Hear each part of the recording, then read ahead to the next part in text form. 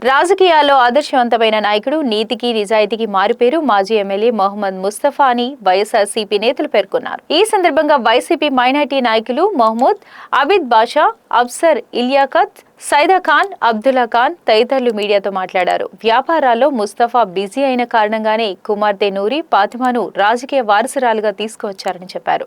TDP బెదిరింపులకు ఫాతిమా భయపడే వ్యక్తి కాదని అన్నారు. దమ్ముంటే ముస్తఫాపై మోపిన నేరాన్ని రుజువు చేయాలని సవాల్ విసిరారు. కూటమి ప్రభుత్వం ఒత్తిడితోనే పోలీసులు సోదాలు చేస్తున్నారని తెలిపారు.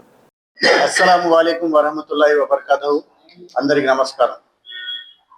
ఈరోజు ఈ యొక్క కూటమి ప్రభుత్వం చేస్తున్న అరాచకాలు, అభియోగాలు ప్రజలంతా చూస్తూనే ఉన్నారు. ఒక బాధితున్నే నిందితుడిగా మార్చిన వైన్యం ఈ యొక్క కూటమి ప్రభుత్వంలో ఉంది. ముఖ్యంగా మేము ఒకటే చెప్పదలుచుకున్నాం. మాజీ శాసనసభ్యులు మొహమ్మద్ ముస్తఫా గారి మీద చేసిన అభియోగాలు ఏమైనా ఉంటే సాక్ష్యపూర్వకంగా తీసుకుని వచ్చి చూపించండి. ఎందుకంటే ఈరోజు మీరు పెట్టిన కేసుల్లో LW1 నుంచి LW17 అని చెప్పి తీసుకుని వచ్చి తప్పుడు సాక్ష్యాలని తీసుకుని వచ్చి మీరు ప్రజల ముందుకు తీసుకుని వస్తే ప్రజలు నమ్మరు. నమ్మడానికి ఎవరు సిద్ధంగా లేరు. ఈ యొక్క పోలీస్ వ్యవస్థని, అధికారుల్ని అండగా పెట్టుకొని కూటమి ప్రభుత్వం చేస్తున్న అరాచకాలు ప్రజలు చూస్తూనే ఉన్నారు, ప్రజలు గమనిస్తూనే ఉన్నారు. అరే, ఒక మైనారిటీ నాయకుడిని తీసుకుని వెళ్ళి ఇవాళ రిమాండ్ పెట్టారంటే ఎంత దౌర్భాగ్యం అండి. ఒక 36 లక్షల రూపాయలు అమౌంట్ ఇచ్చి పొగాకు వ్యాపారం గురించి లావాదేవీలు చేసుకున్న తర్వాత ఆ యొక్క పొగాకుని మాకు సరఫరా చేయండి అని చెప్పి అడిగి అధికారుల దగ్గరికి వెళ్తే ఒక విక్టిమ్ అయిన ముస్తఫా గారిని, నిర్దోషైన ముస్తఫా గారిని దోషిగా చూపిస్తారా? ఇది ఎంతవరకు సబబు? అంటే అధికారం మీ చేతిలో ఉందని చెప్పి ఏదైనా చెప్పవచ్చా? అధికారం మీ చేతిలో ఉందని చెప్పి ఎలాగైనా నడిపించవచ్చా? దేవుడు అంతా చూస్తూనే ఉన్నాడు, ప్రజలు చూస్తూనే ఉన్నారు. ప్రజలు ఏమో మామూలు వాళ్ళు కాదు, ప్రజలు అన్నీ గమనిస్తూనే ఉన్నారు. ఈ యొక్క కూటమి ప్రభుత్వంలో ఎంతమంది వైఎస్ఆర్ కాంగ్రెస్ పార్టీ నాయకుల మీద అక్రమ కేసులు బనాయించి మీరు ప్రతి ఒక్క కేసుని ఎక్కడ మీరు న్యాయస్థానంలో రుజువు చేయగలరు? అంటే ఒక కేసు పెట్టగానే అది న్యాయస్థానంలో రుజువు అవ్వాలా. రుజువు అవ్వకుండానే నిందితులుగా మీరు ఎలా భావిస్తున్నారు? గాంజాయి అంటారు, గుట్కా అంటారు, మట్కా అంటారు.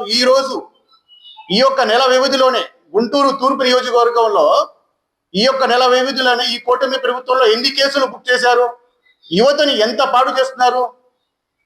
అంటే ఈ యొక్క నెల రోజుల్లోనే ఇన్ని కేసులు పెట్టారంటే అంతకుముందు ఎన్నో కేసులు జరుగుతున్నాయి. తెలిసిన కేసులు 4-5, తెలియని కేసులు 10-15. ముందు మీ యొక్క ఉనికిని చాటుకోవడానికి ఈ యొక్క కూటమి ప్రభుత్వం తప్పుడు కేసులు పెట్టడం, ముస్తఫా గారి యొక్క కుటుంబం మీద తప్పుడు కేసులు బనాయించి వైఎస్ఆర్ కాంగ్రెస్ పార్టీ నగర అధ్యక్షురాలైన నూరి ఫాతిమాని కట్టడి చేయాలని చెప్పే కదా. ఆమె ఎక్కడ ఆగదు, ఆమె యొక్క ధోరణి ఎక్కడ ఆపుకోదు. ప్రజల కోసం ప్రజలతోనే ఉంటారు. అప్పుడు వైఎస్ఆర్ కాంగ్రెస్ పార్టీ గవర్నమెంట్ ఉన్నప్పుడు కులం చూడం, మతం చూడం, ప్రాంతం చూడం అని చెప్పి విభేదం లేకుండా అందరికీ సంక్షేమ పథకాలు అందించిన ఈ ముస్తఫా గారిని మీద కేసులు పెట్టడమా? ఇది ఎంతవరకు సబబు అని చెప్పి మీ యొక్క మీడియా సభాముఖంగా కోరుకుంటున్నారు. అస్సలాము అలైకుం వరహమతుల్లాహి వబరకాతుహు. అందరికీ నమస్కారం అండి. 2013లో ముస్తఫా గారు, అప్పటికి జగన్మోహన్ రెడ్డి గారు పార్టీకి సంబంధించిన టికెట్ ఇవ్వకపోయినా కూడా గుంటూరు నగరంలో సంక్షేమానికి పెద్దపీట వేసిన వ్యక్తి ఎవరైనా ఉన్నారంటే అది మొహమ్మద్ ముస్తఫా గారు మాత్రమే. అప్పుడు ఆయన చాలామంది వెళ్ళి ఆయన్ని కలిశారు. ఒకే ఒక మాట అన్నారు, నాకు ఈ పార్టీ టికెట్ ఇచ్చినా ఇవ్వకపోయినా ఈ మంచి పని అనేది నేను ఎప్పుడు చేస్తాను, మరణించే వరకు చేసే తత్వం నాది అని చెప్పిన ఏకైక వ్యక్తి ఎవరు ఉన్నారంటే ముస్తఫా గారు. పార్టీకి సంబంధించి జగన్మోహన్ రెడ్డి గారు టికెట్ ఇచ్చిన తర్వాత 10 సంవత్సరాలు ఎమ్మెల్యేగా ఈ గుంటూరు టౌన్లో ఉన్నారు. ఎక్కడ కూడా ఒక్క అవినీతికి పాల్పడిన వ్యక్తి ఎవరు ఉన్నారంటే, మచ్చలేని వ్యక్తి ఎవరు ఉన్నారంటే అది మొహమ్మద్ ముస్తఫా గారు మాత్రమే. ముందు తెలుసుకోవాలి.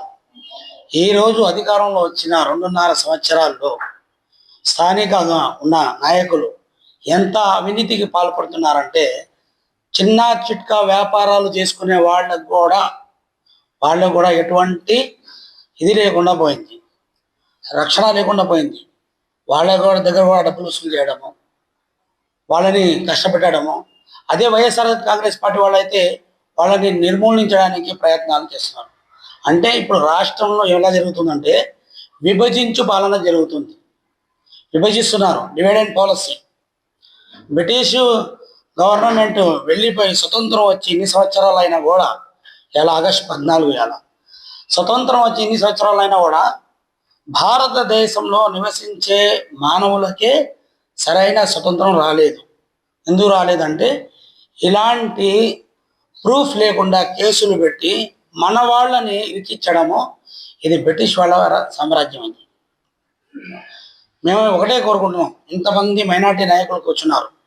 మన ఒక నాయకులు అంటున్నారు ఆయన ఒక కార్పొరేటర్ కాదు, ఏం కాదు, నెల్లూరులో స్పందించారు, గుంటూరులో స్పందించలేదు అని. ఆయన గురించి స్పందించే అవసరం లేదు. చిన్న పిల్లోడు కూడా అడిగినా చెప్తారు. రోడ్డు మీద వెళ్తూ చిన్న పిల్లలు కనిపించినా కూడా కూర్చొని మాట్లాడే తత్వం ఉన్న నిజాయితీ మనిషి ఎవరన్నా అంటే ముస్తఫా ఒకడే. దానిని వాళ్ళు ముందు తెలుసుకోవాలి. ఇంతమంది మైనార్టీ నాయకులు ఇలా కూర్చోడానికి కారణం ఏంటంటే ఆయన మచ్చ లేకుండా బయటికి వస్తాడు అనే ఒక ధైర్యం మా అందరిలో ఉంది. దాని మీద మేము అందరం, వాళ్ళ పార్టీ వాళ్ళని అంటున్నారు. ఇప్పుడు రాత్రి ఒకళ్ళని కలిసాను వాళ్ళ పార్టీ వాళ్ళని, ఆయనే అంటున్నాడు ఇది నూరి ఫాతిమా ఒక మహిళ కాబట్టి ఆమెను డైరెక్ట్గా అడ్డుకోవడం కుదరదు కాబట్టి ముస్తఫా గారిని వాళ్ళ కొడుకుని ఇరికించి ప్రూఫ్స్ లేకుండా, సీసీ కెమెరాలు బయట పెట్టకుండా ఇదంతా నాటకం ఆడుతున్నారు. ఈ ప్రెషర్ వాళ్ళ తండ్రి మీద వాళ్ళ తమ్ముడి మీద పడితే ఈమె తగ్గిద్ది అని అంటున్నారు. ప్రజాస్వామ్యం అనేది ఉంటే ఈరోజు ఇలాంటి దరిద్రపు పరిస్థితులు వచ్చేవి కాదు.